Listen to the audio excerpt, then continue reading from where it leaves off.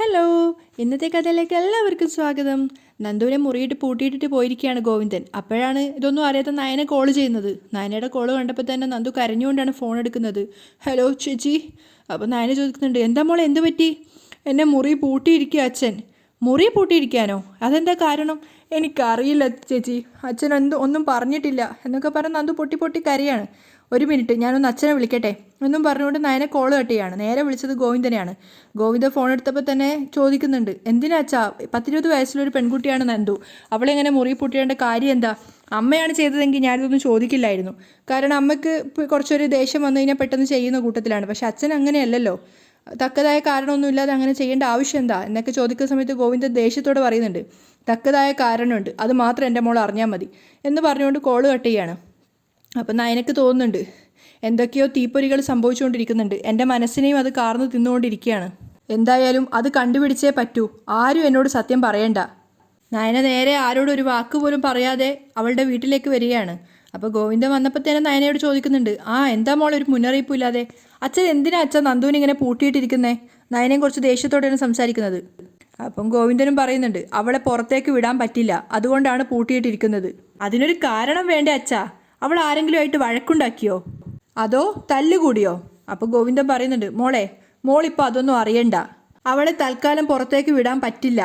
അപ്പോൾ നയന സങ്കടത്തോട് ചോദിക്കുകയാണ്, അവൾ നേരത്തെയൊക്കെ വഴക്കുണ്ടാക്കിയപ്പോഴാണല്ലോ അവളെ വീട്ടിൽ നിന്ന് വെളിയിൽ ഇറക്കി വിടാതെ ആയത്. അപ്പോൾ ഗോവിന്ദൻ പറഞ്ഞു കൊടുക്കുകയാണ്, ഇവിടെ തല്ലുണ്ടാക്കിയാലും കുഴപ്പമില്ല, പക്ഷെ അവൾ പറഞ്ഞാൽ അനുസരിക്കില്ല. ചിലരെ കാണരുതെന്ന് പറഞ്ഞാൽ കാണും, അത് കാരണം പ്രതികളാവുന്നത് ഞാനും മോളുടെ അമ്മയുമാ. നയനക്ക് ആകെ മൊത്തം സംശയമാവുകയാണ്. അവൾ ചോദിക്കുന്നുണ്ട്, അവൾ ആരെ കണ്ടു എന്ന് അച്ഛൻ ഈ പറയുന്നേ? ആരാ അച്ഛനെ അമ്മയും പ്രതികളാക്കുന്നത്?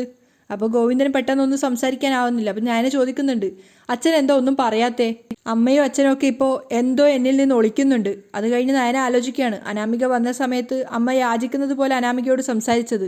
അതിനുശേഷം ഗോവിന്ദനോട് പറയാണ്, നന്ദുവിന് എന്തെങ്കിലും പ്രശ്നമുണ്ടെങ്കിൽ അവളെ പറഞ്ഞ് മനസ്സിലാക്കി തിരുത്താനാണ് ഞാൻ ഇങ്ങോട്ടേക്ക് വന്നത്. എന്നിട്ട് അവളിൽ നിന്ന് ഒന്നും അറിയാൻ പറ്റിയില്ല, അവളുടെ സ്വഭാവത്തിനും മാറ്റം വന്നില്ല. അപ്പോൾ ഗോവിന്ദൻ പറയുന്നുണ്ട്, അതിനുവേണ്ടി മോളിപ്പോൾ ഇവിടെ നിൽക്കണ്ട, ആദർശിന് മോളോടിപ്പോൾ സ്നേഹമാണെന്നാ കനക പറഞ്ഞത്, അതങ്ങനെ തന്നെ മുന്നോട്ട് പോകട്ടെ. അപ്പോൾ നയന സങ്കടത്തോട് ചോദിക്കുന്നുണ്ട്, എന്ന് വെച്ച് നന്ദുവിന് എന്തെങ്കിലും വിഷമമുണ്ടെങ്കിൽ അത് ഞാൻ വേണ്ടേ കണ്ടറിഞ്ഞ് പരിഹരിക്കാൻ? അതിന് തൽക്കാലം ഞാനിവിടെ ഉണ്ടല്ലോ. അപ്പം നയന പറയുകയാണെങ്കിലും ഞാനൊന്ന് അവളെ കാണട്ടെ, കാണുന്നതൊക്കെ കൊള്ളാം, പക്ഷെ അവളെ തുറന്നു വിടരുത്. അപ്പം നയന ചോദിക്കുന്നുണ്ട്, അങ്ങനെ പൂട്ടിയിട്ട് വളർത്താൻ അവൾ വളർത്തു മൃഗമൊന്നും അല്ലല്ലോ അച്ഛാ, തുറന്നു വിടുന്നതൊക്കെ കൊള്ളാം, പക്ഷെ അവൾ ഈ വീട്ടിൽ നിന്ന് പുറത്തു പോവാൻ പാടില്ല. എന്തായാലും അവളെ കണ്ട് ഞാനൊന്ന് സംസാരിക്കട്ടെ എന്ന് പറഞ്ഞിട്ട് നയന അകത്തേക്ക് പോവുകയാണ്. നയന പൂട്ടിയിട്ട വാതിൽ തുറക്കുന്ന സമയത്ത് നന്ദു പൊട്ടിക്കരയാണ്. അവളെ കണ്ടതും ചേച്ചി എന്ന് പറഞ്ഞ് വന്ന് കെട്ടിപ്പിടിച്ച് പൊട്ടിക്കരയുന്നുണ്ട്. അപ്പം നയനക്കും സങ്കടം വരികയാണ്. നയന ചോദിക്കുന്നുണ്ട്, എന്ത് പറ്റിയടാ? എനിക്കറിയില്ല ചേച്ചി, അമ്മയാണ് ഇങ്ങനെ പൂട്ടിയിട്ടതെങ്കിൽ എനിക്കതിൽ അത്ഭുതമൊന്നുമില്ല, ചെറിയ കാരണങ്ങൾ മതി അമ്മയ്ക്ക് നമ്മളെ തല്ലാനും വഴക്ക് പറയാനും പൂട്ടിയിടാനും ഒക്കെ. എന്നാൽ അതുപോലെയല്ലല്ലോ അച്ഛൻ്റെ കാര്യം, അച്ഛൻ ഇങ്ങനെയൊന്നും ചെയ്യാറില്ലല്ലോ, പിന്നെ എന്താ ഇപ്പം അച്ഛന് സംഭവിച്ചത്? നന്ദുവും കരഞ്ഞുകൊണ്ട് പറയുന്നുണ്ട്, അറിയില്ല ചേച്ചി, ചേച്ചി ഇവിടെ ഇരിക്കും, ഞാൻ ചായ എടുക്കാം. അപ്പം നയന ചോദിക്കുന്നുണ്ട്, എൻ്റെ ചോദ്യത്തിൽ നിന്ന് രക്ഷപ്പെടാമെന്ന് കരുതിയാണോ നീ ഇങ്ങനെ പറയുന്നത്? അല്ല ചേച്ചി, എന്നെ ഇങ്ങനെ പൂട്ടിയിട്ടെന്ന് പറഞ്ഞപ്പോൾ ചേച്ചി ഇത്ര പെട്ടെന്ന് വരുമെന്ന് ഞാൻ കരുതിയില്ല. അപ്പം നയന സങ്കടത്തോടെ പറയാണ്, നിൻ്റെ കാര്യങ്ങളൊക്കെ സോൾവ് ചെയ്യാനാ ഞാൻ ഇങ്ങോട്ടേക്ക് വന്നത്, എന്നാൽ അതിന് കഴിഞ്ഞില്ല, അതിന് മുന്നേ ആദർശേട്ടൻ വന്ന് എന്നെ വിളിച്ചുകൊണ്ട് പോയി. അപ്പം നന്ദു തിരിച്ചു ചോദിക്കുകയാണ്, ആദർശേട്ടൻ ഇപ്പോൾ ചേച്ചിയെ സ്നേഹിക്കുന്നുണ്ടോ? അപ്പം നയന കുറച്ച് ദേഷ്യത്തോടെ പറയുന്നുണ്ട്, എന്നെ സ്നേഹിക്കുന്നതും സ്നേഹിക്കാതിരിക്കുന്നതും ഒക്കെ അവിടെ നിൽക്കട്ടെ, എൻ്റെയും ഈ വീട്ടിലുള്ളവരുടെ ഇപ്പോഴത്തെ പ്രധാന പ്രശ്നം നീയാ, നിൻ്റെ ഈ മാറ്റാ. അതിനെന്തെങ്കിലും ഒരു പരിഹാരം കാണാതെ ഒന്നും ശരിയാവില്ല. നീ അത്രത്തോളം എല്ലാവരെയും വേദനിപ്പിക്കുന്നുണ്ട് ഇപ്പോൾ, അത് നീ മനസ്സിലാക്കിക്കോ. അതിന് മറുപടി പറയാതെ നന്ദു അവിടെ നിന്ന് എസ്കേപ്പ് ആവാൻ വേണ്ടിയിട്ട് ചായ എടുക്കാമെന്ന് പറഞ്ഞിട്ട് അടുക്കളയിലേക്ക് പോവുകയാണ്. നയന നന്ദു അടുക്കളയിൽ പോയപ്പോൾ തന്നെ വേഗം സംശയത്തോടെ നന്ദുവിനെ നോക്കിക്കൊണ്ട് അവളുടെ മുറിയിലേക്ക് പോയി അവളുടെ ഫോൺ എടുക്കുകയാണ്. എന്നിട്ട് അവളുടെ ഫോൺ എടുത്തിട്ട് കോൾ ലോഗും അതുപോലെ തന്നെ കോൺടാക്ട് ലിസ്റ്റും ഒക്കെ പരിശോധിക്കുന്നുണ്ടായിരുന്നു. ആ സമയത്ത് അനിത എന്ന പേര് കാണാൻ കിട്ടുന്നില്ല. അപ്പം നയന ചിന്തിക്കുന്നുണ്ട്, അനിത എന്ന പേര് ഡിലീറ്റ് ചെയ്തിരിക്കുന്നല്ലോ, എപ്പോഴായിരുന്നു ആ കോള് വന്നിരുന്നത്? അന്ന് ഏകദേശം ഒരു 12:45 കാണും ആ കോള് വന്നപ്പോൾ. അത് നോക്കാം എന്ന് വിചാരിച്ചുകൊണ്ട് ആ നമ്പർ എടുത്തിട്ട് ആ ഒരു സമയം വെച്ച നമ്പർ എടുത്ത് നോക്കുകയാണ്. ആ സമയത്ത് ശരിക്കും നയന ഞെട്ടിപ്പോയി, ഇത് അനിയുടെ നമ്പറാണല്ലോ. അനിയുടെ നമ്പറാണോ അനിത എന്ന പേരിൽ സേവ് ചെയ്തിരുന്നേ? നയനക്ക് ആകെ കൺഫ്യൂഷൻ ആവുകയാണ്. ആ കോൾ ലിസ്റ്റ് നോക്കുന്ന സമയത്ത് ഒരുപാട് കോളുകൾ കാണാൻ പറ്റി. അപ്പം നയന വിചാരിക്കുന്നുണ്ട്, ഇത് പല രാത്രികളിലും അനി വിളിച്ചിട്ടുണ്ടല്ലോ ഇവളെ. ഒരു വാക്ക് പോലും പറയാതെ നയന ശരിക്കും സ്റ്റക്കായി പോവാണ്. അവൾ മുറ്റത്തേക്ക് ഇറങ്ങി വന്ന സമയത്ത് ഗോവിന്ദൻ അവിടെ ഉണ്ടായിരുന്നു. അപ്പം അയാൾ ചോദിക്കുന്നുണ്ട്, എന്തായി മോളെ? അച്ഛാ ഞാൻ പോവുക. നയന പറയാണ്, അല്ല നന്ദു ചായ ഇടുന്നുണ്ടല്ലോ മോളെ. ചായ ഒന്നും വേണ്ട, ഞാൻ പോവുക. അപ്പോൾ ഗോവിന്ദൻ ചോദിക്കുകയാണ്, അത് കൊള്ളാം, അവളെ പൂട്ടിയിട്ടത് എന്തിനാണെന്ന് ചോദിച്ച് ഇവിടേക്ക് വന്നിട്ട് ഒന്നും മിണ്ടാതെ പോവുകയാണോ? നീ അവളുമായിട്ട് സംസാരിച്ചില്ലേ? ഗോവിന്ദൻ ചോദിക്കുകയാണ്. ഞാൻ ഒന്നും സംസാരിച്ചില്ല അച്ഛാ, എനിക്ക് കുറച്ച് തിരക്കുണ്ട്, ഞാൻ പോവുക. അപ്പോൾ അവളുടെ മുഖത്ത് ആ ഒരു സങ്കടം കണ്ടപ്പോൾ ഗോവിന്ദൻ ചോദിക്കുന്നുണ്ട്, എന്താ മോളെ പറ്റിയത്? എൻ്റെ വിഷമം എന്താണെന്ന് പറഞ്ഞാൽ അതിന് മറുപടി കിട്ടില്ലല്ലോ. ഞാൻ സങ്കടത്തോടെ പറയാണ്, അച്ഛനും അമ്മയും ഒന്നും പറയില്ലല്ലോ. അതുകൊണ്ട് തന്നെയാ നന്ദുവിൻ്റെ കാര്യം ഇത്രയും വഷളായതും. മോൾ എന്തെങ്കിലും അറിഞ്ഞായിരുന്നോ? അയാൾ സംശയത്തോട് ചോദിക്കുകയാണ്. ഞാനൊന്നും അറിഞ്ഞിട്ടില്ല, ഞാൻ അറിയാൻ മാത്രം ആരും എന്നോടൊന്നും പറയില്ലല്ലോ. ശരി, ഞാൻ പോവുക. നയന വലിയ താല്പര്യമില്ലാത്ത മട്ടിലാണ് പറയുന്നത്. അപ്പോഴേക്കും നന്ദു ചായയും കൊണ്ട് അങ്ങോട്ടേക്ക് വരുന്നുണ്ട്. നന്ദു ചായ കൊടുത്തെങ്കിലും നയന ഒരു വാക്ക് പോലും പറയാതെ അവിടുന്ന് ഇറങ്ങി പോവുകയാണ്. അപ്പം നന്ദു ഗോവിന്ദനോട് ചോദിക്കുന്നുണ്ട്, ചേച്ചിക്ക് എന്ത് പറ്റി അച്ഛാ? ചായ പോലും കുടിക്കാതെ പോയല്ലോ. അപ്പോൾ ഗോവിന്ദൻ കുറച്ച് ചൂടായിട്ടാണ് പറയുന്നത്, മോൾക്ക് എന്താ പറ്റിയെന്ന് എനിക്കറിയില്ല, പക്ഷെ നീയാണ് എല്ലാത്തിനും കാരണം. നിന്റെ മുറിയിൽ വന്ന ശേഷം മോള് വന്ന അതേ സ്പീഡിൽ പോയത്. അപ്പം നന്ദു സ്നേഹത്തോടെ പറയുന്നുണ്ട്, എങ്കിൽ പിന്നെ അച്ഛൻ ഈ ചായ കുടിച്ചോ? എനിക്ക് ചായ ഒന്നും വേണ്ട, നീ പോയി ആ മുറിയിലിരിക്കേ. എന്തിനാ അച്ഛൻ എന്നെ ഇങ്ങനെ പൂട്ടിയിടുന്നത്? നന്ദു സങ്കടത്തോടെ ചോദിക്കുകയാണ്. പൂട്ടിയിട്ടാലും രക്ഷയില്ല, അതാ നിന്റെ അവസ്ഥ. അയാൾ ദേഷ്യത്തോടെ തിരിച്ചു പറയുന്നുണ്ട്. ഇപ്പം മൊബൈൽ എന്ന് പറയുന്നൊരു സാധനം ഉണ്ടല്ലോ, ഇനി എവിടെയൊക്കെ പൂട്ടിയിട്ടെന്ന് പറഞ്ഞാലും ആൾക്കാരെ വിളിക്കാനും എല്ലാത്തിനും അത് ഉപയോഗിക്കാമല്ലോ. അതുമാത്രമല്ല, ഈ മൊബൈൽ എന്ന് പറയുന്ന സാധനത്തിന് ഒരുപാട് ഉപകാരങ്ങളുണ്ട്. പക്ഷെ നിന്റെ പ്രായത്തിലുള്ള കുട്ടികൾ അതെപ്പോഴും മിസ്യൂസ് ചെയ്യുകയാണ് ചെയ്യുന്നത്. അപ്പം നന്ദു പറയുന്നുണ്ട്, ഒരബദ്ധം പറ്റിയച്ചാ എന്ന് വെച്ച് എന്നെ ഇങ്ങനെ വേദനിപ്പിക്കണോ? അപ്പോൾ ഗോവിന്ദൻ പറയാണ്, എനിക്ക് എൻ്റെ മക്കളെ വേദനിപ്പിക്കാൻ അറിയില്ല, അതാണ് എനിക്ക് പറ്റിപ്പോയത്. ഇപ്പം ഇവിടുന്ന് ഇറങ്ങിപ്പോയ നിന്റെ ചേച്ചിയുണ്ടല്ലോ, കല്യാണശേഷം സ്വസ്ഥത എന്താണെന്ന് അവൾ അറിഞ്ഞിട്ടില്ല. ഇപ്പോഴും ഇവിടുന്ന് തീ പിടിച്ച മനസ്സുമായിട്ടാണ് ഇറങ്ങിപ്പോയത്. ഇത്രയും കാലം എന്നെയും നിന്റെ അമ്മയും തീ തീറ്റിച്ചു കൊണ്ടിരുന്നത് നിന്റെ മൂത്ത ചേച്ചിയായിരുന്നു. ഇല്ലാത്ത കള്ളങ്ങൾ പറഞ്ഞ് അവൾ എല്ലാവരെയും നട്ടം തിരിക്കുകയായിരുന്നു. അതൊന്ന് ശാന്തമായപ്പോൾ അടുത്തവൾ തുടങ്ങി. വയ്യാഞ്ഞിട്ടും നിരങ്ങിയാ കുടുംബം മുന്നോട്ട് കൊണ്ടുപോകുന്നത്. അതിനിടയ്ക്ക് ഓരോന്നുണ്ടാക്കി വെക്കുന്നത്. എൻ്റെ മുന്നിൽ നിന്ന്. നന്ദുവിനോട് അയാൾ പൊട്ടിത്തെറിക്കുകയാണ്. നന്ദു ഒരു വാക്ക് പോലും പറയാതെ അവിടുന്ന് കയറി പോവുകയാണ്.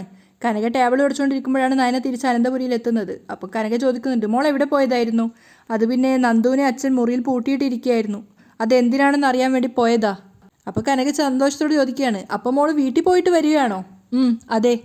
പിന്നെന്താ മോൾ അമ്മയോട് പറയാതെ പോയത്? അപ്പം നയന സങ്കടത്തോട് പറയാണ്, അവളുടെ സംസാരം കേട്ടപ്പോൾ ഒരുപാട് വിഷമം തോന്നി, അതുകൊണ്ടാണ് പറയാതെ പോയത്. അപ്പോൾ കനക പുഞ്ചിരിക്കുകയാണെങ്കിൽ അവരുടെ മനസ്സിൽ ടെൻഷനാണ്, ഇനി മോൾ എന്തെങ്കിലും അറിഞ്ഞു കാണുമോ? എന്നിട്ട് അവിടെ ചെന്നപ്പോൾ മോളോട് അവളോ അച്ഛനോ എന്തെങ്കിലും പറഞ്ഞോ? കനക സംശയത്തോട് ചോദിക്കുകയാണ്. അപ്പം നയന ചോദിക്കുന്നുണ്ട്, അങ്ങനെ പറയാൻ എന്തെങ്കിലും ഉണ്ടോ? ഏയ് ഒന്നുമില്ല, എങ്കിലും അവളെ പൂട്ടിയിട്ടത് എന്തിനാണെന്ന് അവർ പറഞ്ഞോ എന്നാണ് അമ്മ ചോദിച്ചത്. നയനയും ദേഷ്യത്തോടെ പറയാണ്, അതിൻ്റെ കാരണം ഒന്നും പറഞ്ഞില്ല. എത്ര ചോദിച്ചിട്ടും അച്ഛനും മോളും ഒന്നും പറഞ്ഞില്ല. അമ്മയും പറയുന്നില്ല. മനസ്സിൽ ഇതുപോലുള്ള കാര്യങ്ങൾ കൂട്ടിവെച്ച് എല്ലാവർക്കും എന്തെങ്കിലും അസുഖം വരട്ടെ, നമ്മുടെ വീട്ടിൽ എന്തെങ്കിലും സംഭവിച്ചാൽ ആദ്യം എല്ലാവരും പറയുന്നത് എന്നോടായിരുന്നു. ഇപ്പം അതിന് മാറ്റം വന്നിരിക്കുക. എല്ലാവർക്കും കാര്യങ്ങളൊക്കെ തുറന്നു പറയാനൊരു മടി. പിന്നെ അത് കണ്ടുപിടിക്കാൻ മറ്റുള്ളവരിങ്ങനെ പരക്കം പായണം. അപ്പോൾ കനക പറയുന്നുണ്ട്, അതിന് പ്രത്യേകിച്ച് ഒന്നുമില്ല മോളെ. ഒന്നുമില്ല? നയന ചോദിക്കുകയാണ്. അപ്പോൾ കനക പരിങ്ങുന്നുണ്ട്. ഇല്ലാന്ന് തന്നെയല്ലേ ഏതു നേരവും പറഞ്ഞുകൊണ്ടിരിക്കുന്നത്. അങ്ങനെ പറയുന്നത് കൊണ്ട് പ്രത്യേകിച്ച് എന്തെങ്കിലും കാര്യമുണ്ടോ? അല്ലെങ്കിൽ തന്നെ ആവശ്യത്തിലധികം പ്രശ്നങ്ങളാണ് നിത്യേന നേരിട്ടുകൊണ്ടിരിക്കുന്നത്. എൻ്റെയും ചേച്ചിയുടെയും ജീവിതത്തിന് പോലും ഒരു ഉറപ്പില്ല. പലരെയും തൃപ്തിപ്പെടുത്താനാ ജീവിക്കുന്നത് പോലും. അമ്മയെ വിഷമിപ്പിക്കാൻ വേണ്ടി പറഞ്ഞതല്ല. കാര്യങ്ങൾ പലപ്പോഴും തുറന്ന് സംസാരിക്കാത്തത് കൊണ്ടാണ് പല പ്രശ്നങ്ങളും പിന്നീട് ഉണ്ടാവുന്നത്. അതെല്ലാവരും ഒന്ന് മനസ്സിലാക്കണം. അച്ഛനോട് ഞാൻ സംസാരിക്കുമ്പോൾ അച്ഛന് നല്ല വേദന ഉണ്ടായിരുന്നു. അതിന് കാരണം നന്ദു തന്നെയാ. പിന്നെ ആരും ഒന്നും തുറന്ന് പറയണ്ട കേട്ടോ, എല്ലാം ഞാൻ തന്നെ കണ്ടെത്തിക്കോളാം. നയന ദേഷ്യത്തോടെ അവിടുന്ന് പോവുകയാണ്. ബാൽക്കണിയിലെത്തിയിട്ട് അവൾ നേരെ കല്യാണിയാണ് കോൾ ചെയ്യുന്നത്.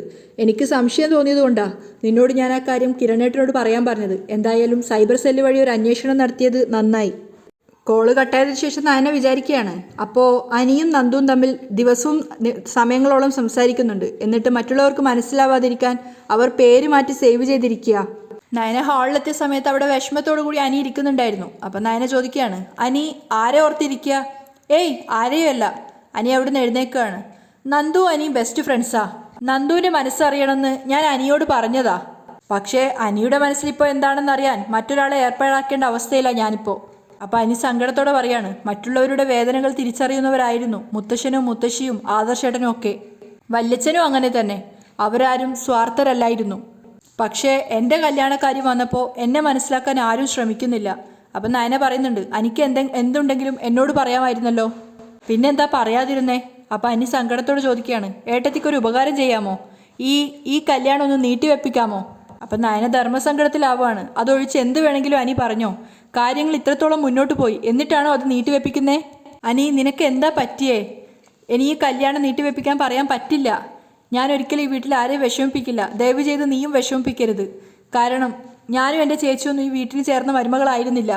എന്നാ ഈ വീടിന് ചേർന്ന മരുമകളാണ് അനാമിക എന്ന ആദർശേട്ടൻ്റെ അമ്മ ഉൾപ്പെടെ എല്ലാവരും പറയുന്നത്. അത് ശരിയുമാണ്. നയന സങ്കടത്തോടെ പറയാം. പനി ചോദിക്കുന്നുണ്ട്, സ്വത്തും പണവുമാണോ ഒരു മരുമകൾക്ക് വേണ്ട യോഗ്യത? അവർക്ക് കുടുംബമഹിമയില്ലേ? നയന ചോദിക്കുകയാണ്. എന്ത് കുടുംബമഹിമയുണ്ടെന്ന് പറഞ്ഞാലും ഈ അനാമികയ്ക്ക് യാതൊരു പക്വതയുമില്ല. അനി പറയുന്നുണ്ട്. അവൾ പലപ്പോഴും ഇവിടേക്ക് ഇടിച്ചു കയറി വരുന്നതൊക്കെ ഏട്ടത്തി മറന്നുപോയോ?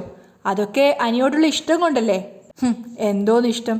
സാധാരണ നാട്ടുനടപ്പനുസരിച്ച് ചെറുക്കൻ ആദ്യം പോയിട്ട് പെണ്ണിനെ കാണേണ്ടത്. അതേസമയം അവളെ ആദ്യം ഇങ്ങോട്ടേക്ക് വന്നത്. അപ്പം നയന ചോദിക്കുന്നുണ്ട്, അവളുടെ പിന്നാലെ പോയത് ആരാ? ഏട്ടത്തി, അവൾ എൻ്റെ കവിത ഇഷ്ടപ്പെട്ടത് കൊണ്ട് ഒരു കത്തെഴുതിയപ്പോൾ എനിക്ക് അവളെ ഒന്ന് കാണാൻ തോന്നി. അതൊരു ആരാധികയെ കാണാനുള്ള ആകാംക്ഷ മാത്രമായിരുന്നു. അതിന് ഇത്രയും വില നൽകേണ്ടി വരുമെന്ന് കരുതിയില്ല. എനിക്ക് അവളുടെ ക്യാരക്ടർ ഇഷ്ടമല്ല ഏട്ടത്തി. അപ്പം നയന അവനെ തന്നെ സൂക്ഷിച്ചു നോക്കിയിട്ട് ചോദിക്കുകയാണ്, പിന്നെ ആരുടെ ക്യാരക്ടറാ എനിക്കിഷ്ടം? അനി ഒന്നും മിണ്ടാതെ നിൽക്കുമ്പോൾ നയന ചോദിക്കുന്നുണ്ട്, അനിയുടെ മനസ്സിൽ ആരെങ്കിലും ഉണ്ടോ? ഈ മൗനം കാണുമ്പോൾ അറിയാം അനിയുടെ മനസ്സിൽ ആരോ ഉണ്ടെന്ന്. ഇനിയിപ്പോൾ ആരെ ഇഷ്ടമാണെങ്കിലും ആ മോഹം അങ്ങ് ഉപേക്ഷിച്ചേക്ക്. വീട്ടുകാർ എനിക്ക് വേണ്ടി ആലോചിച്ച ഈ ബന്ധം മാത്രമേ നടക്കൂ. നയനയുടെയും അവസാന തീരുമാനം അതുതന്നെയായിരുന്നു. അവൾ അവിടുന്ന് പോവാണ്. മുത്തശ്ശനും മുത്തശ്ശിക്കുള്ള ചായയായിട്ട് വന്നപ്പോൾ നയന പറയുന്നുണ്ട്, എന്താണെന്നറിയില്ല, എനിക്കിപ്പോഴും ഒരു തണുപ്പം മട്ടാണ്. അവൻ ഈ കല്യാണത്തിനോട് വലിയ താല്പര്യമില്ല എന്നാണ് തോന്നുന്നത്. അപ്പം മുത്തശ്ശിയും പറയുന്നുണ്ട്, എനിക്കും അങ്ങനെ തന്നെയാണ് തോന്നിയത്. പക്ഷേ മുത്തശ്ശൻ പറയുന്നത്, ആർക്കെന്ത് തോന്നിയാലും കുഴപ്പമില്ല. ഞാനാണ് അനാമിക മോളുടെ അച്ഛനും അമ്മയ്ക്കും വാക്ക് കൊടുത്തത്. അതുകൊണ്ട് ആ വാക്ക് തെറ്റിക്കുന്നതും ഞാൻ മരിക്കുന്നതും തുല്യമാണ്. അപ്പം മുത്തശ്ശി പറയുന്നുണ്ട്, മോളും അവനും വലിയ കമ്പനിയല്ലേ, എന്നിട്ട് അവൻ്റെ മനസ്സറിയാൻ എന്താ മോള് ശ്രമിക്കാത്തത്? അപ്പം നയന സങ്കടത്തോടെ പറയാണ്, മനസ്സറിഞ്ഞിട്ടാ മുത്തശ്ശി ഞാനീ പറയുന്നത്. അപ്പം മുത്തശ്ശൻ ചോദിക്കുകയാണ്, മോള് മോളുടെ അനിയത്തിക്ക് സാരമായ എന്തോ പ്രശ്നമുണ്ടെന്ന് പറഞ്ഞിട്ടാണല്ലോ വീട്ടിലേക്ക് പോയത്, എന്നിട്ടത് പരിഹരിച്ചോ? അപ്പം നയന പറയുന്നുണ്ട്, അത് പരിഹരിക്കുന്നതിന് മുമ്പ് ആദർശേട്ടൻ എന്നെ വന്ന് വിളിച്ചല്ലോ, അവിടെയും പ്രശ്നങ്ങൾ സോൾവ് ആയിട്ടില്ല. അപ്പം മുത്തശ്ശൻ പറയുന്നുണ്ട്, എങ്കിൽ പിന്നെ കുറച്ച് ദിവസങ്ങൾ കഴിഞ്ഞിട്ട് വന്നാൽ പോരായിരുന്നോ? ഇനിയിപ്പോൾ പോണെങ്കിലും പോവാം. എനിക്ക് പ്രായത്തിന് ചില പക്വതക്കുറവുകളുണ്ട്. കളിച്ച് തിരിച്ച് നടക്കേണ്ട പ്രായത്തിൽ പിടിച്ച് കെട്ടിക്കുന്നതിൻ്റെ ഓരോ ബുദ്ധിമുട്ടുകളാണ് അവനുള്ളത്. അവൻ കുറച്ചുകൂടി സീരിയസ് ആവണം. ആദർശ ചുമതലകൾ ഏൽപ്പിക്കാൻ ആഗ്രഹിക്കുന്നത് അനിയെയാണ്. അപ്പോൾ അവന് കുറച്ച് ഉത്തരവാദിത്വം വേണ്ടേ? അപ്പം മുത്തശ്ശിയും പറയുന്നുണ്ട്, കല്യാണം വിളിയൊക്കെ ഏകദേശം കഴിയാറായി, കല്യാണം ഇങ്ങ് അടുക്കുകയും ചെയ്തു. ആ സമയത്ത് അവന് കുറച്ച് ഉത്തരവാദിത്വം വേണ്ടേ? അല്ലാതെ മുഖം തിരിഞ്ഞ് നിൽക്കുകയല്ല വേണ്ടത്. അപ്പം നയന മനസ്സിൽ വിചാരിക്കുകയാണ്, അതാണ് ശരി, അതിനെയാണ് ഞാനും സപ്പോർട്ട് ചെയ്യേണ്ടത്. അപ്പം മുത്തശ്ശൻ ചോദിക്കുകയാണ്, അല്ല അനി മോളോട് ഇനി എന്തെങ്കിലും പറഞ്ഞായിരുന്നോ? എന്തുകൊണ്ടാണ് അവൻ കല്യാണത്തെ എതിർക്കുന്നതെന്ന്? അപ്പം നയന പറയാണ്, ഞാനും ഒരുപാട് അതേപ്പറ്റി അവനോട് ചോദിച്ചു. പക്ഷേ ഇതുവരെ വ്യക്തമായ മറുപടിയൊന്നും തന്നിട്ടില്ല. പക്ഷേ കല്യാണത്തോട് ശക്തമായ എതിർപ്പുണ്ട്, അതെനിക്കറിയാം. അപ്പം മുത്തശ്ശി പറയാണ്, ഇനിയിപ്പോൾ അതിനൊന്നും ചെവി കൊടുക്കണ്ട മോളെ. അനാമിക മോൾക്കാണെങ്കിൽ അവനെ ജീവനാ. ആ കൊച്ചി ഇവിടേക്ക് വരാൻ കാത്തിരിക്കുക. അനിയുടെ ഇപ്പോഴത്തെ പോക്കിൽ ആ കുട്ടിക്ക് വിഷമമുണ്ട്. ഇനിയിപ്പോൾ കല്യാണം വേണ്ടെന്നൊക്കെ പറഞ്ഞാൽ അതിൻ്റെ പ്രാക്ക് കൂടി നമ്മൾ പിടിച്ചു വാങ്ങണം. അപ്പം മുത്തശ്ശനും പറയാണ്, മോള് അവനെ പറഞ്ഞ് തിരുത്തണം. എന്തെങ്കിലും കരട് മനസ്സിനകത്ത് കയറിയിട്ടുണ്ടെങ്കിൽ അതൊക്കെ ഇല്ലാതാക്കണം. ആദർശിനെയാണ് ഈ കല്യാണം നടത്താൻ ഏൽപ്പിച്ചിരിക്കുന്നത്, പിന്നെ അവൻ്റെ അച്ഛനെയും അമ്മയും. അതുകൊണ്ട് മോളും മുന്നിൽ തന്നെ ഉണ്ടാവണം. ശരി മുത്തശ്ശ. നയന പുറത്താഴേക്ക് പോവുകയാണ്. ആ സമയത്തൊക്കെ അവളുടെ മനസ്സിൽ സങ്കടമാണ്. കാരണം അവരുടെ അവസാന അഭിപ്രായം എന്താണെന്ന് അറിയാനാണ് അവൾ ശ്രമിച്ചത്. തീർച്ചയായിട്ടും അനാമിക തന്നെയാണ് അനിയുടെ കൂടെ ജീവിക്കേണ്ടതെന്നാണ് അവരും ആഗ്രഹിക്കുന്നത്. സ്റ്റെപ്പ് ഇറങ്ങി വരുന്ന സമയത്ത് നയനയുടെ മനസ്സിൽ വന്നത് അച്ഛനോട് പറഞ്ഞ വാക്കുകളാണ്. തക്കതായ കാരണമില്ലാതെ അവളെ ആ മുറിയിൽ പൂട്ടിയിടില്ല. അപ്പം ഗോവിന്ദൻ പറഞ്ഞിട്ടുണ്ടായിരുന്നു, എന്നാ കേട്ടോ, തക്കതായ കാരണമുണ്ട്, അത് മാത്രം മോളി പറഞ്ഞാൽ മതി. അതിനുശേഷം അനി പറഞ്ഞ വാക്കുകൾ, എനിക്ക് അവളുടെ ക്യാരക്ടർ ഇഷ്ടമല്ല ഏട്ടത്തി. പിന്നെ ആരെയാ എനിക്കിഷ്ടം? അനിയുടെ മനസ്സിൽ മറ്റാരെങ്കിലും ഉണ്ടോ? അത് കഴിഞ്ഞ് മുത്തശ്ശൻ്റെ വാക്കുകളാണ് ഓർമ്മ വരുന്നത്. ആർക്ക് എന്ത് തോന്നിയാലും ശരി, ഞാനാണ് അനാമിക മോളുടെ അച്ഛന് വാക്ക് കൊടുത്തത്. അതുകൊണ്ട് ആ വാക്ക് മാറ്റി പറയുന്നതും ഞാൻ മരിക്കുന്നതും ഒരുപോലെയാണ്. നയന ആകെക്കൂടെ ധർമ്മസങ്കടത്തിലായി. അനിയത്തിയും അനിയനും. അനിയാണെങ്കിലും അവൾക്ക് പ്രിയപ്പെട്ടതാണ്, നന്ദു ആണെങ്കിലും അവൾക്ക് പ്രിയപ്പെട്ടതാണ്. അതുകൊണ്ട് ആരെയും വേദനിപ്പിക്കാൻ പറ്റാത്തൊരു ധർമ്മസങ്കടത്തിലാണ് നയന ഉള്ളത്. അവിടെയാണ് ഇന്നത്തെ എപ്പിസോഡ് വൈൻഡപ്പ് ചെയ്യുന്നതും.